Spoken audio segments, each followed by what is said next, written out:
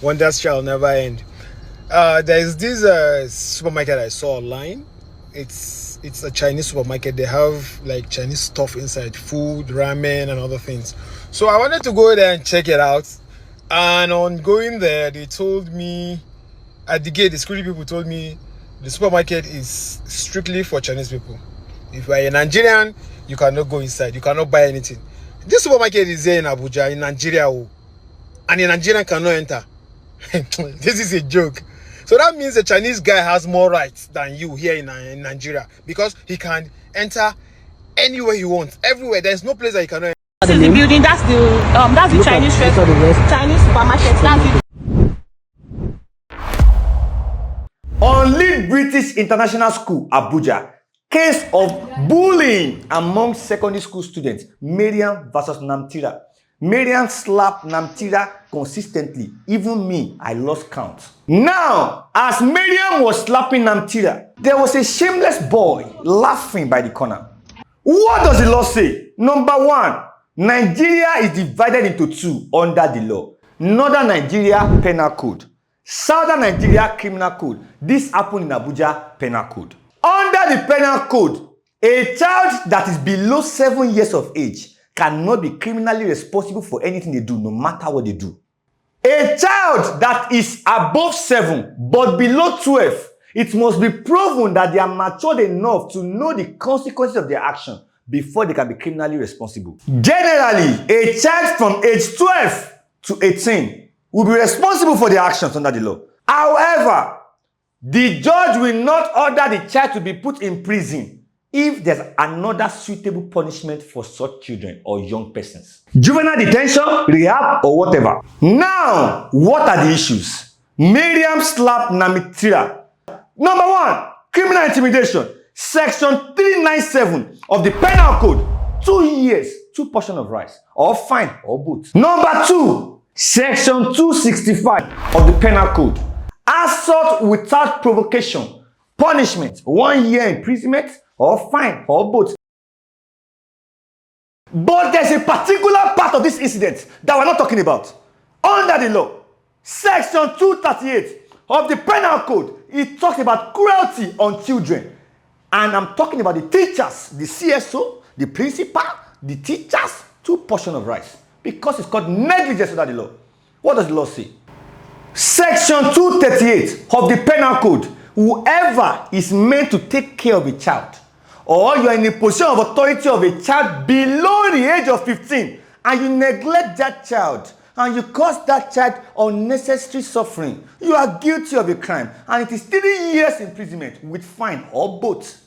If that negligence of the school authority caused that child, Maryam, serious injury like amnesia, insomnia, hallucination, partial deafness, whatever, 5 years imprisonment or fine or both. The CSO of the school, the teachers of the school, the principal of the school, 2 portions of rice. You know where. Every child has a right to safety and education, and they must always be protected wherever they find themselves. This is not just about Nigerian law. It's an internationally acclaimed and accepted law. Even during warfare, children and women are protected first. So how will children be inside school environment under school authority and they will not be safe? An aberration. I want to beseech the Ministry of Education to put a more stringent measure on ensuring safety of children in schools across Nigeria. And why? It is whatever children see and experience today that formates or shapes. Bullying is a learned behavior. Children copy what they see you do. Parents, teachers, and everybody out there, let's be good examples. Bullying can stop from you. Now, before I go, some of you have done blood covenant with oppression, especially people that went to boarding house.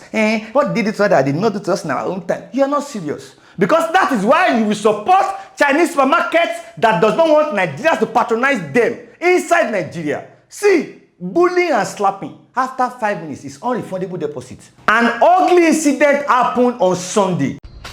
Wonders shall never end. There's this supermarket I saw online. It's it's a Chinese supermarket. They have like Chinese stuff inside, food, ramen, and other things. So I wanted to go there and check it out. And on going there, they told me at the gate, the security people told me the supermarket is strictly for Chinese people. If you are a Nigerian, you cannot go inside. You cannot buy anything. This supermarket is there in Abuja, in Nigeria, and a Nigerian cannot enter. This is a joke. So that means the Chinese guy has more rights than you here in Nigeria, because he can enter anywhere he wants, everywhere. There's no place that he cannot enter. But you, there's a market you cannot enter. It didn't shock me. I recorded a video, but because it was by the road, there was so much noise, so I had to do this other video. Let me show you the place. You see, that's the gate, and that's the supermarket. A very well-meaning Nigerian went to a supermarket, a Chinese supermarket, to patronize them. And they told him that the supermarket is open to only Chinese. Inside Nigeria? An aberration. What does the law say? The fundamental human rights provisions of the 1999 Constitution says expressly, no Nigerian shall be discriminated against on the grounds of color, race, ethnicity, tribe, religion, etc. inside Nigeria. A Nigerian can move from his state of origin and buy, acquire property, live, associate, move freely, and do whatever he likes within the law, anywhere in Nigeria. I'm very happy that the Federal Competition and Consumer Protection Commission have taken steps to lock down that supermarket. It's an aberration. I only hear that when you are in Rome, you behave like a Roman. I've never heard that when you are in Rome, you discriminate against a Roman. Every consumer in Nigeria has a right to patronize anywhere they deem fit, in as much as they have their money in their pocket and they are not constituting news. Cubana chief priest versus Bobrisky. Why is Bobrisky in jail and Cubana chief priest on Instagram? Number one, Bobrisky pleaded guilty, meaning that the court has to pick between 50,000 naira fine or kirikiri, 2 portions of rice. Number two, Cubana chief priest pleaded not guilty and was released on bail of 10 million naira. Simply means he can go home and be coming to court for trial. Now, in Bobrisky's case, he said, I plead guilty, I did it, forgive me, have mercy, I'm a man. I mean, you understand what I'm talking about? And they gave him 2 portions of rice. They could have given him 50k fine. I'm not the judge. If you're not happy, go to Ikoyi. Then Cubana chief priest said, I don't know what you're talking about. Under the law, Cubana chief priest has no case yet until EFCC is able to prove that the money is spread in those videos that are circulating online. And number one, Nigerian naira. And how do you prove that? The serial number of those money must be provided. The source of that money must be stated in court. And number two, okay, the money is Nigerian naira.